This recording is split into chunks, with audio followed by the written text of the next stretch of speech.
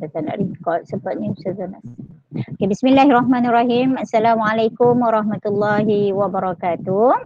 Alhamdulillah kita dapat berjumpa lagi untuk kelas pada hari ini. Okey, untuk makluman kamu semua sebelum kita baca doa, untuk makluman kamu semua, Ustazah nak maklumkan hari ini adalah kelas online terakhir kita sebelum kita cuti sekolah. Memang betul kita ada kelas agama sebenarnya ada lagi 3 kali, iaitu hari Jumaat ini, hari Isnin minggu depan dan juga hari Jumaat minggu depan sebelum kita cuti sekolah 1 minggu. Tetapi bermula daripada hari Jumaat ini sampai seminggu sebelum cuti sekolah, Ustazah ada kerja rasmi yang berada di luar. Jadi Ustazah bagi kelas adalah kelas secara offline. Jadi Ustazah akan rakam pengajaran yang Ustazah nak mengikut sukatan. Kemudian Ustazah minta kamu tonton dan juga buat tugasan yang Ustazah akan berikan. Okey. Jadi sebelum kita lebih detail, kita mulakan kelas hari ini dengan membaca surah Al-Fatihah.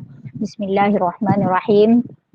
Alhamdulillahirabbil alamin arrahmanir rahim maliki yaumiddin iyyaka na'budu wa iyyaka nasta'in ihdinas siratal mustaqim siratal ladzina an'amta 'alaihim ghairil maghdubi 'alaihim waladdallin amin.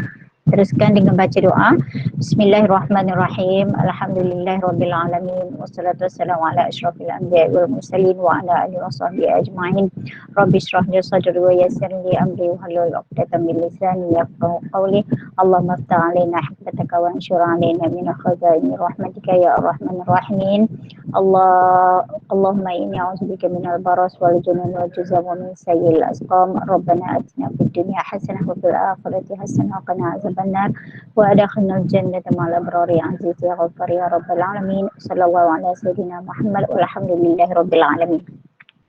Okey, untuk kelas kita pada hari ini Ustazah akan menjemput Fairuz akan mengetuai kita punya bacaan, ya, bacaan ayat apa tu?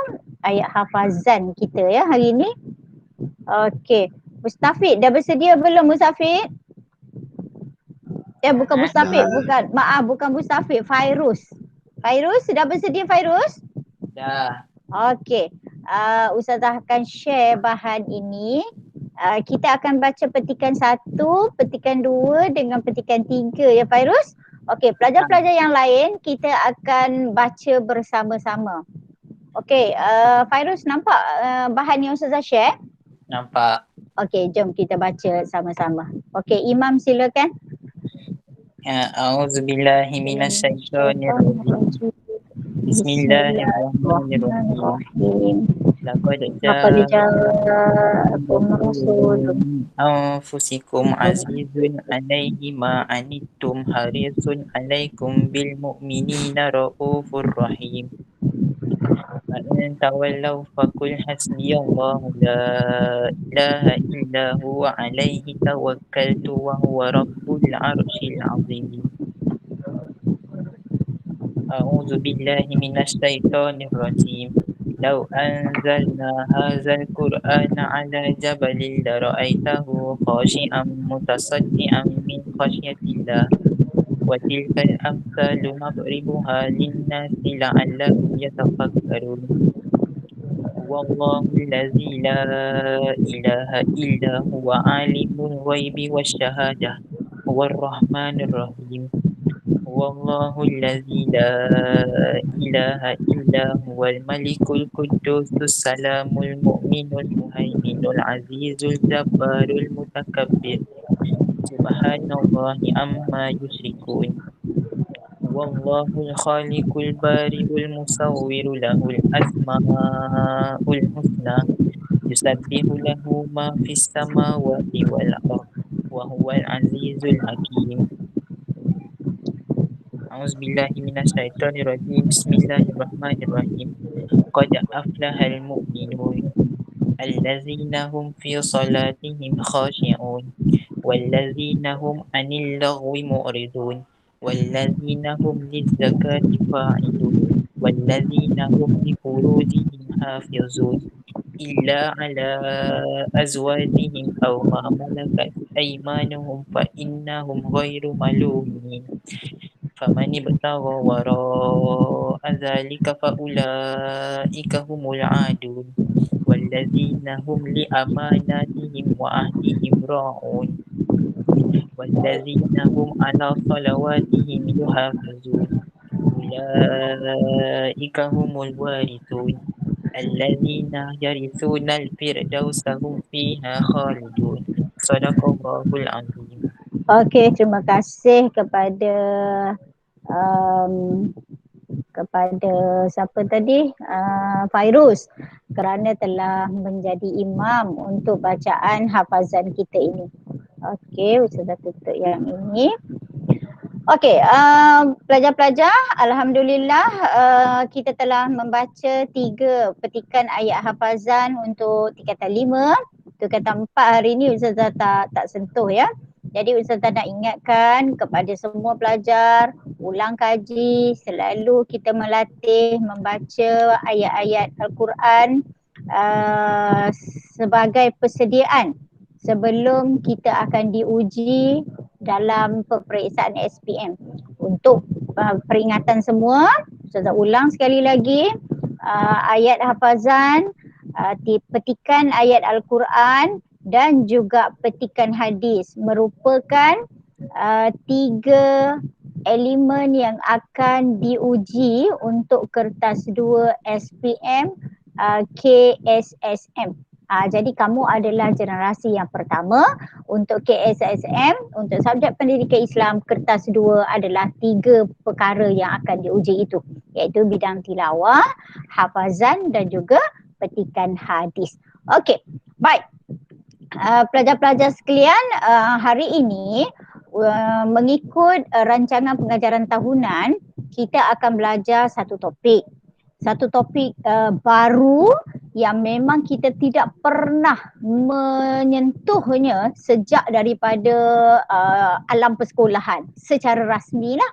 Jadi kita tidak pernah belajar secara rasmi, tetapi tajuk ini diletakkan di dalam sukatan tingkatan 5. Kenapa?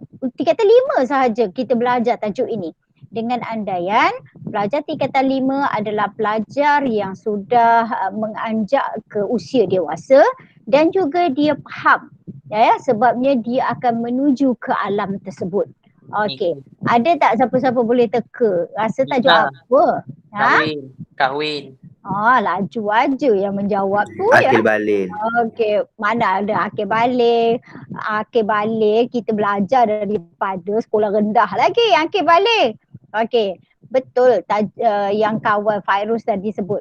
Iaitu tajuk yang kita nak bincangkan ini adalah tajuk perkahwinan. Okey, tajuk perkahwinan.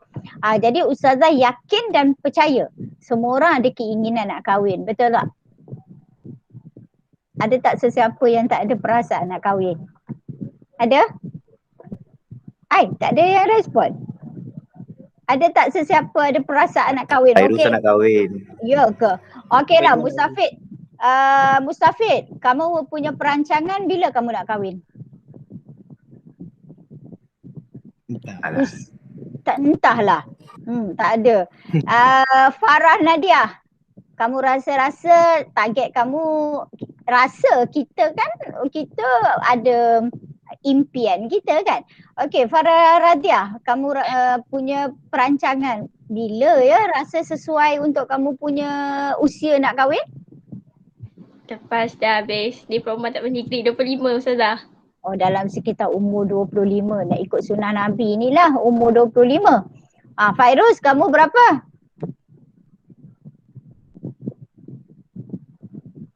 Fairuz, berapa umur kamu rasa-rasa? Entahlah.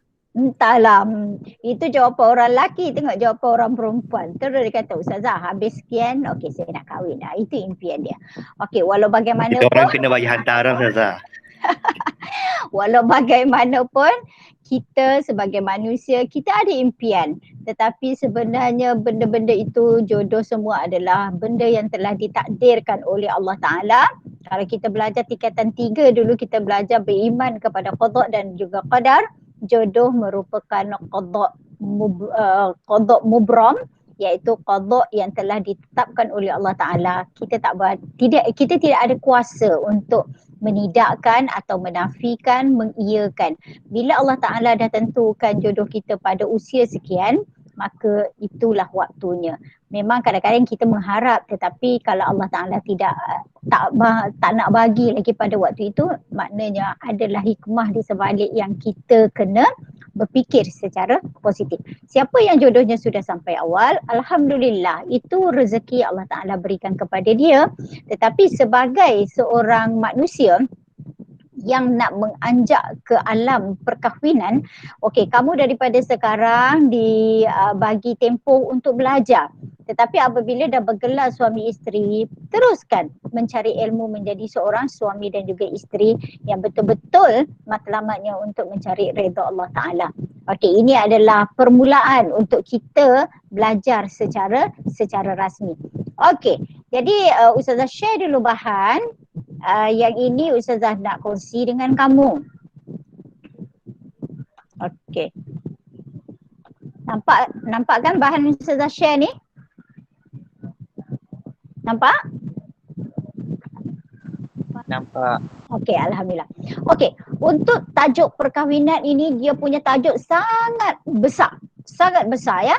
Sebabnya kita akan belajar bermula daripada apa maksud kahwin sampai tajuk yang terakhir, masalah rumah tangga, mahkamah. Jadi kita akan belajar memang betul-betul komplit. Tetapi kita janganlah bersandar sepenuhnya pada buku ni. Apabila kita dah keluar sekolah, dah masuk alam perkahwinan, tambahkan ilmu dengan ilmu-ilmu lain. Jadi sebenarnya kalau kita belajar betul-betul tajuk perkahwinan ini, kita fahamkan betul-betul, nanti bila kita masuk alam perkahwinan, kita aplikasi. Ini adalah teori ya. Okey, untuk hari ini Ustazah nak sentuh perkara awal sahaja dahulu, iaitu unit 1 ni sebenarnya unit 1A1 ya. 4 benda ni sahaja yang Ustazah nak kita bincangkan pada hari ini dan Ustazah harap kita dapat. Apa dia? Iaitu apa maksud kahwin? Perkahwinan tu maksud dia apa? Kemudian bila dia adalah satu benda yang diajar dalam Islam, mesti ada dalil, mesti ada bukti yang menyuruh kita ataupun menggalakkan kita ke arah perkahwinan. Kemudian apa dihukum kahwin? Mungkin selama ini kita tak tahu, tapi hari ini kita tahu. Kemudian bila perkahwinan ini merupakan satu benda yang dianjurkan dalam Islam, mesti ada hikmah ataupun faedahnya. Apa dia? Ini yang kita nak tengok. Okey, kita tengok satu demi satu. Okey, itu ustazah-ustazah sajalah masukkan beberapa keping gambar. Kenal kan orang-orang yang ada di dalam tu? Mungkin yang belah kiri tu kenal lah, yang tengah tu tak kenal. Okay, kita tengok apa maksud kahwin. Perkahwinan, okey, pelajar-pelajar semua bila masuk pengertian, kamu kena fahamkan betul-betul keyword tu, kamu kena tahu supaya kalau dalam peperiksaan kamu boleh dapat markah. Ustazah pernah ingatkan, Ustazah pernah sebut sebelum ini, kalau pengertian biasanya 2 markah, mesti ada 2 elemen. Apa dia elemen-elemen yang mesti ada? Okey, kita tengok ya. Masuk perkahwinan, iaitu akad yang menghalalkan persetubuhan antara lelaki dan perempuan menurut hukum syarak. Akad yang menghalalkan persetubuhan antara lelaki dan perempuan menurut hukum syarak. Jadi keyword dekat sini, keyword dia ialah yang pertama, akad yang menghalalkan. Ya, pertama akad yang menghalalkan. Yang kedua, keyword dia adalah persetubuhan di antara gender, iaitu gender lelaki dan juga gender perempuan. Ya, persetubuhan yang menghalalkan lelaki dan perempuan menurut hukum syarak. Hukum syarak maksud dia hukum Islam lah. Jadi akad ini iaitu nanti kita akan belajar lebih detail. Akad dekat sini adalah akad ijab dan juga qabul yang menghalalkan. Jadi maknanya mana-mana lelaki dan perempuan yang melalui proses akad nikah, maka perhubungan mereka itu diiktiraf oleh agama, diiktiraf oleh negara, diiktiraf oleh masyarakat. Perhubungan mereka adalah perhubungan yang halal. Maka apabila mereka melakukan persetubuhan di antara lelaki dan perempuan, maka persetubuhan itu dikira halal. Okey, jadi kena fahamkan betul-betul maksud perkahwinan. Dia kalau kita perhatikan, ada lawan kepada perkahwinan adalah penzinaan. Penzinaan dia punya cara buat sama, tetapi dia tidak melalui proses akad yang dihalalkan oleh hukum syarak. Okey? Jadi kat situ kita kena tahu mana yang Islam halalkan, mana yang Islam haramkan. Jadi dekat sini daripada maksud perkahwinan itu dia ada gender di antara lelaki dan juga perempuan. Sebab dalam dunia ini Allah Ta'ala jadikan gender dia dua je. Bukan biasa, memang Allah Ta'ala jadi dua je. Kalau manusia, lelaki dengan perempuan. Tak ada tiga. Ada tiga ke? Tidak ada. Maknya tu sebenarnya tengok gender asal dia. Maknya yang kita panggil mereka asalnya sebenarnya adalah lelaki, tetapi nak berkelakuan seperti perempuan. Okey? Jadi kalau khunsa, satu lagi kita panggil adalah khunsa. Khunsa itu sebenarnya mereka Allah Ta'ala kurniakan mempunyai dua kemaluan, iaitu kemaluan lelaki ataupun perempuan. Dan hukum fiqh meletakkan kalau khunsa itu dia sebenarnya daripada dia lahir memang biasa dah ada dua alat kelamin. Kemudian dia akan membesar apabila dia akil baligh, mana dominan kepada tubuh badan dia. Kalau tubuh badan dia dominan kepada lelaki, maka dia akan membesar seperti kanak-kanak lelaki lain, tetapi alat kemaluan dia yang perempuan itu dia akan bantut lah. Maksudnya dia tidak membesar. Maksudnya memang dia satu saja. Dia punya hormon yang Allah Ta'ala akan kurniakan apabila dia menganjak akil baligh dan seterusnya menjadi orang dewasa. Okey? Jadi kita jangan salah faham dengan gender ini. Gender kalau lelaki memang jelas lelaki, perempuan memang jelas perempuan. Kalau dia khunsa, tengok kepada tanda-tanda akil baligh dia. Jadi kita jangan terpengaruh dengan isu masyarakat yang terlalu terpedaya dengan tipu hasutan syaitan. Terlalu mengikut hawa nafsu, contohnya yang maknyah tadi tu. Okey, sebabnya Allah Ta'ala memang telah tetapkan itu. Tadi Ustazah sebutkan qada mubram. Qada mubram maksud dia qada yang telah Allah Ta'ala tetapkan tidak boleh ubah. Kalau kita dilahirkan sebagai lelaki, maka lelakilah kita sampai mati, dikuburkan juga di perkuburan. Okey, tengok agama. Kalau kita Islam, maka kita mati sebagai lelaki. Maka kalau kita lahir sebagai perempuan, mati pun kita sebagai perempuan. Jadi orang-orang yang telah mengubah ciptaan yang Allah Ta'ala telah berikan gender dia telah mengubah, maka ingat peringatan daripada Allah, mereka itu adalah golongan yang dilaknat oleh Allah Ta'ala. Waliyazubillah. Jangan sesekali kita terpedaya dengan tipu daya hasutan syaitan untuk menukar jantina. Okey, itu namanya qada mubram, qada yang tidak boleh diubah. Okey, seterusnya kita faham ya, Ustazah ulang berkenaan dengan maksud perkahwinan, iaitu ada dua keyword yang memang sangat penting dekat sini, iaitu yang pertama, akad yang menghalalkan, yang kedua, persetubuhan di antara lelaki dan perempuan menurut hukum syarak, iaitu hukum Islam. Okey, bila kata perkahwinan ini memang diajar di dalam Islam, maka kita tengok dalilnya. Apa dia dalil yang Allah Ta'ala telah nyatakan? Okey, sumber Ustazah bagi dekat sini ada dua sumber, iaitu sumber dalil nakli. Ustazah. Saya, Ustazah, slide tak gerak. oh slide tak gerak.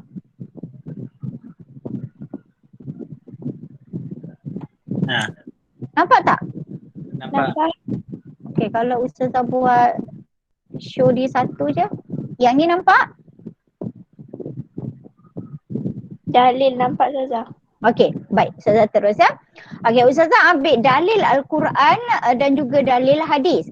Kedua-dua dalil Al-Quran dan juga dalil hadis dikenali sebagai dalil nakli, dalil sumber wahyu. Ingat ya, sumber wahyu itu adalah daripada Allah Ta'ala dan juga daripada sunnah Rasulullah sallallahu alaihi wasallam. Okey, ini dalil yang menggalakkan manusia berkahwin. Okey, kita tengok ayat dia. A'udzubillahi minasyaitonirrajim. Wa ankihul ayama minkum wassalihin min ibadikum wa imaikum. Maksudnya, dan kawinkanlah orang-orang yang bujang, iaitu lelaki dan perempuan dari kalangan kamu, dan orang-orang yang soleh dari hamba-hamba kamu lelaki dan perempuan. Dekat sini dalam ayat Al-Quran ini Allah Ta'ala dah memang jelaskan jantinanya. Jantinanya lelaki dan perempuan. Okey. Jadi sebab itu kalau nak kahwin kena hati-hati. Kena tengok gendernya. Okey, kita tengok pula hadis Nabi.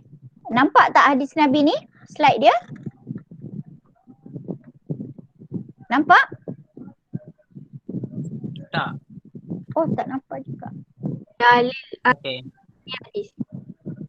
Oh, Ustazah kena buat macam ni lah, satu lah. Okey. Baik, ini pula adalah hadis Rasulullah. Untuk makluman pelajar-pelajar, benda ni memang ada dekat dalam buku teks kan. Jadi Ustazah keluarkan daripada yang buku teks untuk kita share dekat dalam PowerPoint ini. Okey, hadis yang menggalakkan kita berkahwin. Ini hadis yang diriwayatkan oleh Abdullah bin Mas'ud. Rasulullah bersabda, Ya ma'asyar syabab man istata'a minkum al-ba'atu falyatazawwaj fa innahu aghaddu lil basar wa ahsanu lil faraj wa man lam yastati' fa alayhi bis-shawm fa innahu lahu wija. Okey, apa maksud dia? Wahai para pemuda. Bila kata pemuda tidak bermaksud lelaki sahaja. Sebenarnya pemuda dan pemudi di sini.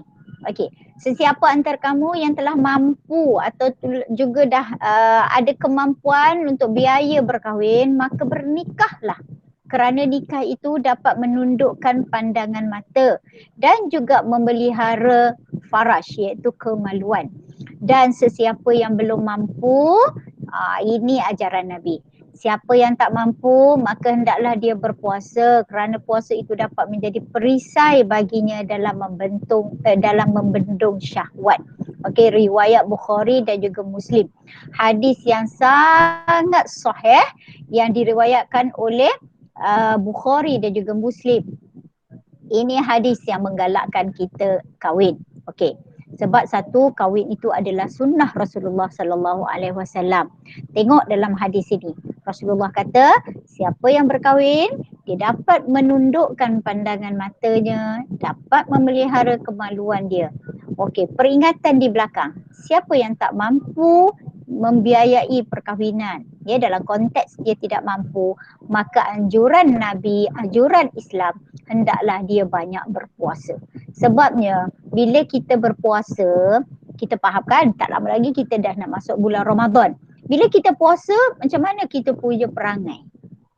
Kita akan jadi macam, yelah, bila kita tak terlalu banyak memikirkan makanan, kita tak banyak memikirkan keduniaan, dia punya hawa nafsu boleh ditundukkan. Ya, boleh ditundukkan. Sebab itulah dengan berpuasa dia boleh menundukkan nafsu syahwat kita.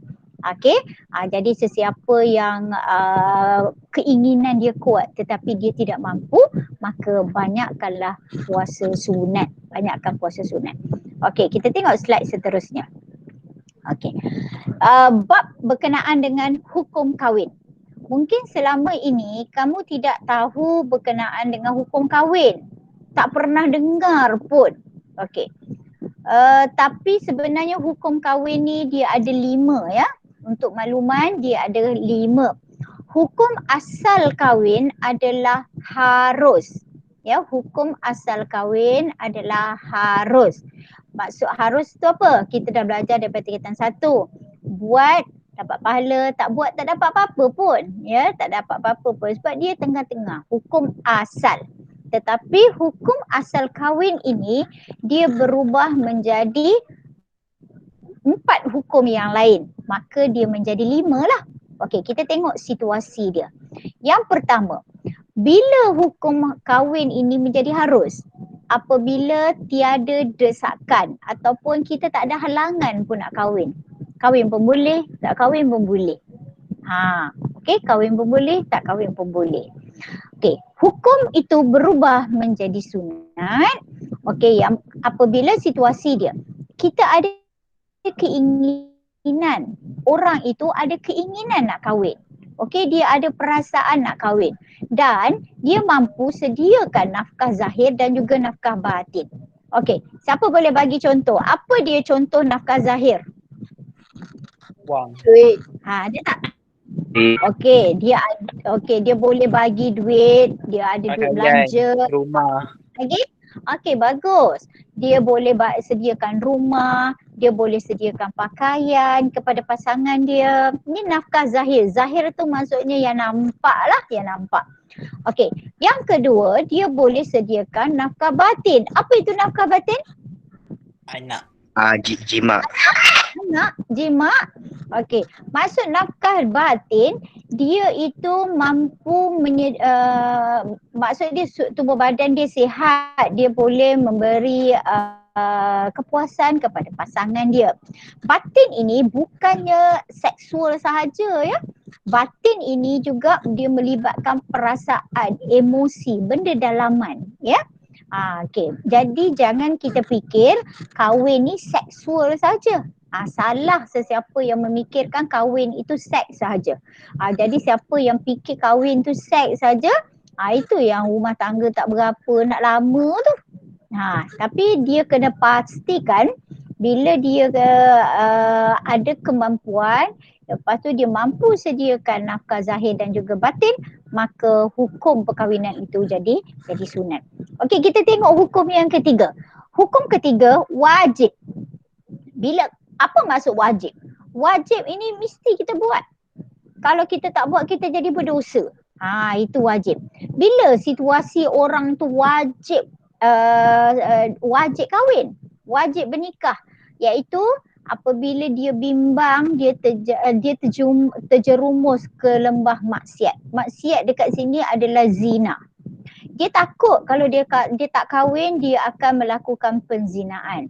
Ialah sebab dia ada keinginan nak berpasangan, nak melakukan hubungan seks. Tapi dia kata kalau saya tak kahwin, nanti saya akan cari benda-benda yang dilarang oleh agama. Maka hukum dekat sini adalah wajib bagi dia. Tapi tengok juga syarat yang kedua, dia mesti mampu dari segi zahir dan juga batin. Okey, untuk makluman murid-murid sekalian, kita jangan set dekat kepala, kita kaya baru kita kahwin. Okey, sebab kita memang takkan kaya-kaya mana-mana pun, kaya sangat tak pun. Ustazah hari tu alhamdulillah berkesempatan dengan satu ceramah daripada Allahyarham Ustaz Ismail Kamus. Dia kata ada 3 benda yang Allah Ta'ala minta kepada 3 benda yang Nabi minta kepada Allah Ta'ala. 3 perkara Nabi minta kepada Allah Ta'ala. Apa yang Nabi minta kepada Allah Ta'ala? Iaitu yang pertama, biarlah umur dia dan juga umat dia tidak panjang sangat. Okey, tapi memang pun bukti dia memang doa Nabi Allah Ta'ala makbulkan. Nabi pun umur dia 63 saja. Umat dia pun paling-paling lama pun dalam 100 lebih. Tidak seperti nabi-nabi dan juga umat-umat yang terdahulu. Ada umat yang umur sampai 1000 tahun. Okey. Itu permohonan Nabi yang pertama. Biarlah umur dia dan juga umat dia tidak panjang sangat. Yang kedua, apa yang Nabi minta? Nabi minta pada Allah Ta'ala adalah yang kedua, biarlah dia dan juga umat dia jangan kaya sangat. kaya sekadarnya. Ya, tidaklah seperti kaum-kaum yang terdahulu. Kita pernah belajar kan, 3 4 ada kan tajuk kaum-kaum yang terdahulu. Kayanya memang tak boleh nak dibawa bincang lah, senang ceritanya. Kita tengok contoh seorang hamba Allah yang bernama Qarun. Qarun tu memang Allah Ta'ala kurniakan dia kaya yang melampau. Qarun itu adalah sepupu Nabi Musa. Kayanya dia memang tak boleh nak bawa bincang. Kenapa Zul-Karnain tak boleh nak bawa bincang? Dia punya anak kunci saja, anak kuncinya dibawa oleh sekumpulan haiwan ternakan untuk angkat kunci saja. Belum lagi harta dia. Tapi kita tengoklah kesudahan dia menjadi manusia yang takbur. Allah Ta'ala telah tenggelamkan dia bersama dengan hartanya dekat Tasik. Sekarang ni kalau kita pergi namanya Tasik Foyum. Memang itu adalah kesan peninggalan harta Qarun bersama dengan jasad dia. Okey, yang ketiga, apa yang Nabi minta kepada Allah Ta'ala? Yang ketiga, Nabi minta kepada Allah Ta'ala ialah kalau hamba-hamba dia melakukan kesalahan, jadi janganlah azab yang keterlaluan. Okey, kalau kita tengok umat Nabi-Nabi terdahulu, kalau Allah Ta'ala turun bala, hancur, ditelan bumi, kemudian banjir yang besar. Okey, itu permohonan Nabi kepada Allah Ta'ala. Kalau beri azab janganlah keterlaluan ataupun yang terlalu teruk seperti mana kaum-kaum terdahulu. Itu tengok betapa rahmatnya, betapa rahmat Allah dan juga Rasul kepada kita hamba dia. Okey, kita berbalik kepada tajuk kita yang bab kahwin tu ya. Jadi Ustazah ingatkan nasihat Ustazah, jangan kata saya tak kaya betul-betul jadi saya tak nak kahwin lagi lah. Tak. Sebenarnya kalau kita yakin dan percaya rezeki Allah Ta'ala ini memang telah sediakan kepada kita. Ya, jadi sebabnya kalau siapa-siapa dia faham salah satu hikmah perkahwinan adalah dimurahkan rezeki. Dimurahkan rezeki. Tapi kita jangan set dalam kepala rezeki tu duit dia, bukan. Rezeki sebenarnya Allah Ta'ala bagi tu terlalu luas. Macam-macam bentuk rezeki. Okey, kita tengok ya.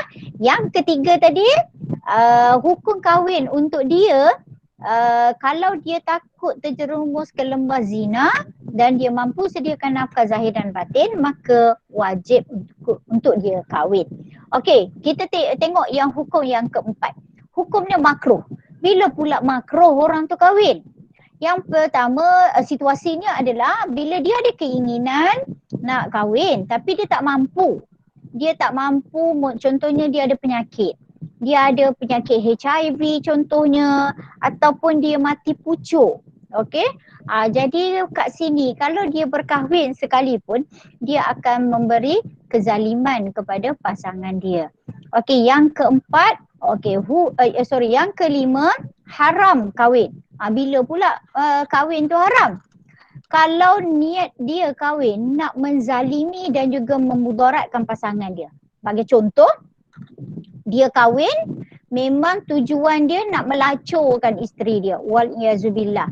Siapa-siapa ya Allah Ta'ala uji dengan pasangan yang sebegini memang sengsara lah hidup dia. Sebab itulah dalam Islam disuruh kita ni kalau nak kahwin kita kena selidik dulu. Kita kena siasat dulu. Okey, nanti kita akan belajar lebih detail proses merisik, proses bertunang, apa dia proses-proses seterusnya. Jadi kita kena hati-hati. Sebenarnya dalam hidup kita ini ada pilihan. Okey, dalam hidup kita ada pilihan. Mana yang kita nak? Jadi kita ni kalau nak membina rumah tangga, jangan kita gelojoh. Jangan kita gunakan istilah saya terdesak dan sebagainya. Sebab perkahwinan ini merupakan ibadah. Ya, sebab itu dia ajar dalam Islam. Dia adalah ibadah. Jadi kalau kita nak kahwin, pastikan sebelum kita kahwin, kita kena ada ilmu. Kita kena ada ilmu, kita kena berakhlak mulia, kita kena ada ekonomi yang bagus, okey? Itu adalah permulaan sebelum kita nak mendirikan rumah tangga. Sebab itulah kamu belajar tajuk ini sejak daripada tingkatan 5. Sejak tingkatan 5. Sebabnya pelajar tingkatan 5 umur 17 tahun, dia sudah dah masuk ke alam matang. Ya, dia dah faham dah itu. Okey, setakat ni ada tak pelajar-pelajar nak bertanya dengan Ustazah ke? Ada? Tak. Oh.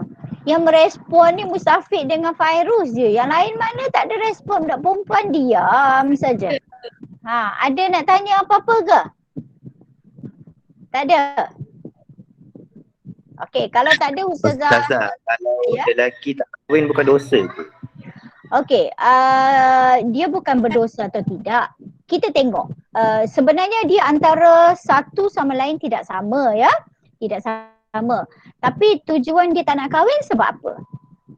Adakah dia menolak sunnah Nabi?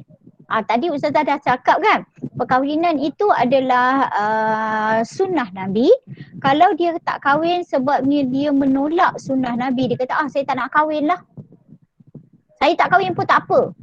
Sebab apa? Okey, tanya sebab apa tak kahwin tu? Sebab saya tahu saya tidak mampu dan juga saya tahu hukum kahwin untuk saya harus. Okey, insya-Allah tak apa kat situ. Kalau dia meletakkan, dia tahu diri dia itu hukum dia harus. Tapi ini adalah sunnah Nabi. Nabi Muhammad ada menyebut dalam sabda dia, sesiapa yang melaksanakan sunnah baginda, dia akan masuk kumpulan baginda sallallahu alaihi wasallam. Maksud dia kalau dia mengamalkan sunnah, dia dapat pahala. Makna kalau dia kata saya kahwin sebabnya saya nak ikut sunnah Nabi. Okey, dia dapat pahala dah dekat situ sebabnya dia mengikut sunnah Nabi. Tapi kalau dia kata saya tak nak kahwin sebabnya saya mampu, saya dapat melaksanakan ataupun saya dapat tentang ancaman-ancaman dunia, hukum kahwin bagi dia harus. Kalau dia kata saya ambil pendekatan tidak kahwin, okey, itu tidak ada masalah lah untuk dia. Bagi contoh yang berlaku kepada, kenalkan nama tokoh ni, Rabi'atul Adawiyah, seorang ahli sufi. Dia itu memang ambil pendekatan tidak berkahwin. Ya, tidak berkahwin sebab kata dia dia mampu menjaga diri dia daripada fitnah, dia mampu menjaga dia daripada penzinaan dan perkara-perkara maksiat, dan dia kata aku lebih cintakan Allah Ta'ala daripada makhluk Allah Ta'ala. Jadi dia kata dia nak beribadat memang hanya untuk Allah Ta'ala sahaja. Jadi dia ambil pendekatan tidak berkahwin. Okey, ada juga sahabat-sahabat Rasulullah yang tidak berkahwin, ada juga. Ya, sebabnya mereka mengambil pendekatan hukum harus. Bagi pendapat Ustazah secara personal, kalau umat hari ini, manusia hari ini, kita ni iman tak berapa nak kuat. Jadi daripada kita mendedahkan diri kita kepada perkara-perkara maksiat dan kita pula termasuk dalam kategori orang yang mampu, maka ambillah hukum sunat untuk kita. Sekalipun kita ini tidak termasuk kategori wajib, maka ambillah perkara sunat untuk kita. Tapi syarat dia kena tengoklah ya, kita itu mampu. Okey Mustafid, jelas ke tidak? Jelas. Okey, biasanya kan Mustafid, orang yang cakap dia tak nak kahwin tu, insya-Allah dialah orang pertama berkahwin. Okey, biasanya begitulah. Tapi apa-apa pun Ustazah doakan semua orang mempunyai pasangan hidup di dunia. Sebenarnya Allah Ta'ala memang dah tetapkan untuk kita. Semua orang memang ada pasangan. Cuma lambat atau cepat ataupun kadang-kadang dia tidak ada dekat dunia ini tetapi Allah Ta'ala dah sediakan di akhirat nanti. Apa-apa pun kita berbaik sangkalah dengan Allah Ta'ala sebab semua itu kerja Allah Ta'ala. Peranan kita sebagai manusia apa? Peranan kita sebagai manusia adalah kalau dari sekarang umur kamu 17 tahun, kita kena berakhlak mulia, tambahkan ilmu, doa banyak-banyak supaya Allah Ta'ala memberi kita pasangan yang baik untuk kita. Menjadikan kita seorang pasangan yang soleh atau solehah dan pasangan kita juga soleh ataupun solehah. Okey, ada nak tanya lagi? Ada nak tanya lagi ke? Ustazah, kalau seorang perempuan tu dia tak nak kahwin sebab dia cakap Dia takut lelaki tu macam dayus ke apa ke. Dia fobia. Tak apa ke? Okey, baik. Sebenarnya kalau dia dah meletak, bagi Ustazah, kalau dia dah meletakkan aim dekat situ, dia macam tidak percaya dengan semua orang. Dia tak percaya dengan semua orang. Sebenarnya ketakutan-ketakutan itu kita kena keluarkan lah. Ya, sepatutnya kita berbaik sangka dengan sesama hamba Allah Ta'ala. Sebab itulah Allah Ta'ala ajar kita, Nabi ajar kita. Kalau kita satu, kita punya niat dalam hati, saya nak kahwin kerana sunnatullah. Ya, kerana ini adalah sunnah Nabi. Yang kedua, persediaan kita kena ada ilmu. Kemudian kita kenalah memilih, ya. Kalau kata dia ada trauma, kenapa dia ada trauma? Mungkin dia ada background family, barangkali kan. Ya, kita memang tahu tak semua orang, pengalaman orang itu akan jadi kepada kita juga. Tetapi kita kena berhati-hati. Sebab itulah kita kata kita kena pilih. Kita kena select dulu. Sebab itulah dalam Islam haram bagi Ustazah, okeylah macam ni lah. Berkapal, contoh. Berkapal, kawan lelaki sesama kawan lelaki, okey, hukum dia harus. Tetapi kalau kita berkawan dengan seseorang jantina yang tidak pada waktunya, kita khawatir dia mendorong kita ke arah penzinaan. Contohlah, siapa-siapa yang ada pasangan sekarang ni, yang couple lah kan, yang ada pakwa, ada makwa, yang special untuk dia. Ya, yang special untuk dia. Dia boleh mendorong kepada penzinaan. Sebab itulah firman Allah Ta'ala, wala taqrabuz zina. Jangan hampiri zina. Allah Ta'ala tak kata jangan buat zina. Tapi dalam Al-Quran, la taqrabuz zina. Jangan hampiri zina. Kalau dia dah ada experience berkawan dengan lelaki tu pula lelaki yang suka mengambil kesempatan kepada dia pula salah juga. Dia memberi keizinan kok dah pegang ke, berdua-duaan keluar ke, cakap benda-benda yang tak apa-apa. Benda-benda itu mendorong dia kepada trauma dia lah. Sebab itu Islam dia tak bagi kita, kahwinan itu adalah ibadah. Berkawan lelaki special, perempuan special sebelum pada usianya itu dilarang di dalam Islam. Jadi soalan Radiah tadi, kalau berbalik kepada soalan Radiah tadi, kalau dia pilih kahwin, tak nak kahwin sebab dia trauma dan sebagainya, tengok pada hukum dia balik lah. Tapi bagi pendapat Ustazah, kalau dia trauma tapi dalam masa yang sama dia berkawan dengan mana-mana lelaki, what for dekat situ? Tak ada matlamat pun. Okey, kita sebenarnya kalau berkahwin, itu adalah ibadah, banyak ruang-ruang pahala yang kita boleh dapat. Sebenarnya kalau seorang lelaki dengan seorang perempuan, dia mendirikan rumah tangga, niat dia betul, cara pelaksanaan dia betul, insya-Allah rumah tangga akan bahagia dan dia akan dapat bibit-bibit pahala yang terlalu banyak. Dekat situ. Kita kalau betul-betul cara dia, insya-Allah okey. Tapi Ustazah nak ingatkan, cakap memang senang, nak buat sangat susah.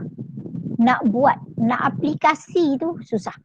Di situlah mihnah ataupun ujian-ujian ataupun cabaran-cabaran untuk bergelar seorang suami dan juga seorang isteri. Okey. Baik, Ustazah teruskan ya dengan slide seterusnya. Hari ini sebab sikit saja dia punya bahan.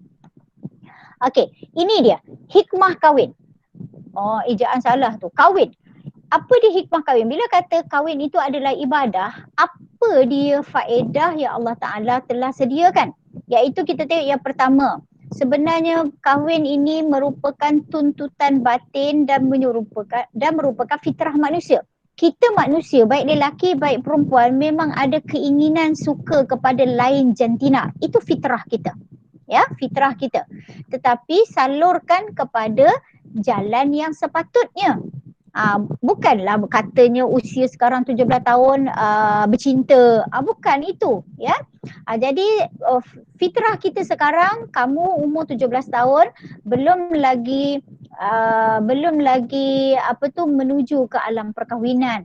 Tetapi fitrah itu ada. Ya, fitrah itu normal. Itu normal. Siapa yang suka sesama jantina itu tidak normal.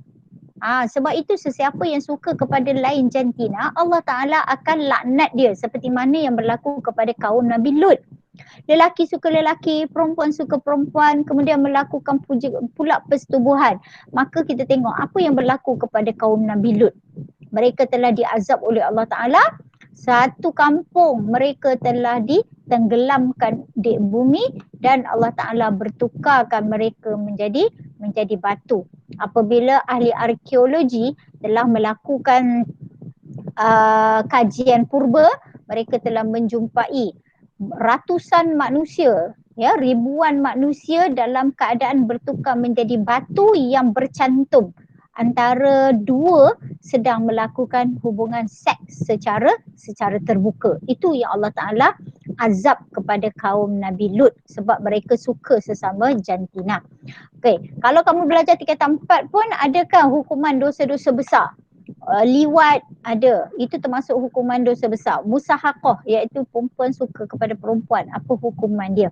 Wal-iyazubillah. Maknanya sesiapa yang suka kepada lain jantina, maksudnya lelaki ada perasaan kepada perempuan, perempuan ada perasaan kepada lelaki, itu adalah fitrah. Ya, jadi melalui perkahwinan kita dapat menyalurkan kita punya fitrah ke arah yang sebaiknya. Okey, yang kedua, kita tengok yang kedua, melalui perkahwinan kita dapat menjaga keturunan. Dalam Islam memang sangat dijaga tentang keturunan. Sebab itulah nanti kita belajar, nak kahwin kena cari keturunan yang baik-baik. Sebab melalui perkahwinan kita akan dapat pelihara keturunan kita. Sebab itu dalam Islam, siapa-siapa anak-anak ataupun anak-anak yang lahir daripada perkahwinan yang halal, mereka itu dibankan dengan nama bapa dia. Kalau tengok dalam Islam aja. Kalau siapa-siapa yang lahir tanpa perhubungan yang halal, maksudnya kita bahasa kasarnya adalah anak luar nikah, mereka tidak boleh dibankan dengan nama lelaki yang terhasil dia benih itu. Okey, tak dibenarkan. Dalam Islam memang haram hukum dia. Okey, nanti kita akan belajar lebih detail tentang anak lah, tentang anak untuk tajuk ini, ya. Okey, yang kedua hikmah dia tadi apa? Nak jaga keturunan. Ya, dalam Islam memang sangat menjaga tentang keturunan. Okey, nombor 5, dapat mewujudkan ketenangan jiwa. Okey, orang yang tak kahwin lagi jiwa dia gundah gulana sebabnya dia ada keinginan tapi tak boleh nak salurkan keinginan dia pada jalan yang dibenarkan oleh syarak. Tapi orang yang dah kahwin, okey, dia ada jalan dia. Perasaan dia tu boleh dikongsi dengan pasangan dia melalui perkahwinan. Kemudian yang keempat, orang yang berkahwin hikmah dia dapat memelihara diri daripada keruntuhan akhlak dan juga pelbagai gejala sosial. Yalah, keinginan ada, kemudian dia boleh salurkan kepada jalan yang sebenarnya, maka dia dapatlah pelihara diri dia ke arah yang lebih baik. Okey, kemudian kita tengok slide yang seterusnya, hikmahnya lagi. Dapat menghindarkan diri daripada seks bebas yang boleh membawa penyakit. Okey, apa dia penyakit yang boleh ada daripada seks bebas? HIV, pandai. Bagus. AIDS, HIV, lepas tu sifilis, penyakit-penyakit kelamin dan sebagainya. Okey, benda-benda ini sebenarnya Allah Ta'ala memang sangat-sangat jaga kita lah, ya, untuk kesihatan. Ni aspek kesihatan. Siapa-siapa yang kahwin menyalurkan ke arah yang sepatutnya, sihat tubuh badan dia. Okey, kemudian yang seterusnya, yang terakhir hikmah dia adalah melalui perkahwinan kita dapat menjalinkan hubungan persaudaraan di antara dua belah pihak. Ya, dua belah pihak sebenarnya. Okey, dua keluarga lelaki, keluarga perempuan, dia jadi berkembang dan sebagainya. Okey, ini antara hikmah dia.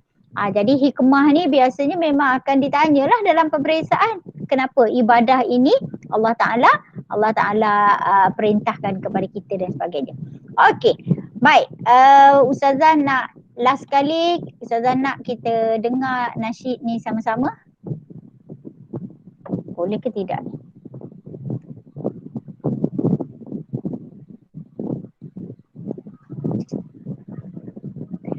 Tengok lirik dia ya. Perhatikan.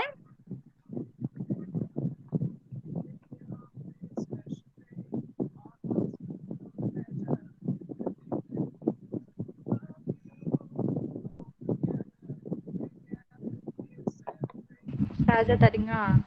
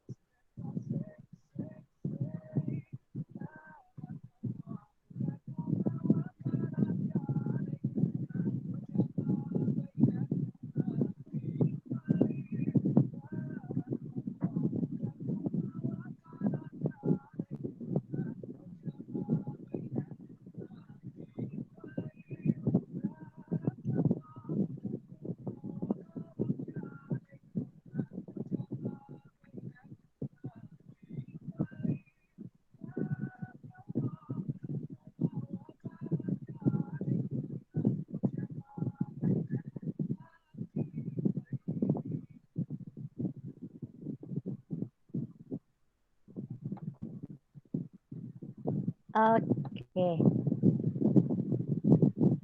Baik. Ustazah. Okey, Ustazah tutup bahan yang kita bentangkan. Okey, dapat tak tadi doa yang Nabi ajar untuk pasangan yang kahwin tu? Dapat. Okey, itu adalah doa yang Nabi ajar. Okey, tadi tengok kan lirik yang dinyanyikan oleh Mahizin tu. Okey, lepas ini kalau kita dengar sahabat-sahabat kita mendirikan rumah tangga, kita pergi majlis perkahwinan dan sebagainya, bacakan doa itu kepada pasangan pengantin. Ya. Jadi apa maksud daripada doa itu? Barakallah maksud dia moga Allah Ta'ala memberkati kepada dua pasangan iaitu lelaki dan perempuan wa jam'a bainakuma fi khair. Maksud dia Allah Ta'ala moga-moga perhimpunan di antara lelaki dan perempuan itu iaitu melakukan persetubuhan itu Allah Ta'ala berkati dan juga dalam keadaan baik. Itu maksud dia. Jadi bacalah doa itu yang dianjurkan oleh Nabi SAW untuk kita ikuti. Tapi dan dekat dalam lirik itu juga tadi disebut kan, melalui perkahwinan juga akan dikurniakan anak-anak. Jadi itu yang kita kata, bila kahwin dia akan dimurahkan rezeki. Salah satunya dikurniakan zuriat. Tidaklah semestinya orang kahwin itu memang dijanjikan anak. Tidak. Tetapi melalui perkahwinan memang dijanjikan rezeki. Tetapi rezeki yang pelbagai. Ada rezeki anak, ada rezeki kepada pasangan suami isteri itu dalam pelbagai bentuk ya. Jadi itulah bahan yang Ustazah nak share untuk kelas pada hari ini. Ustazah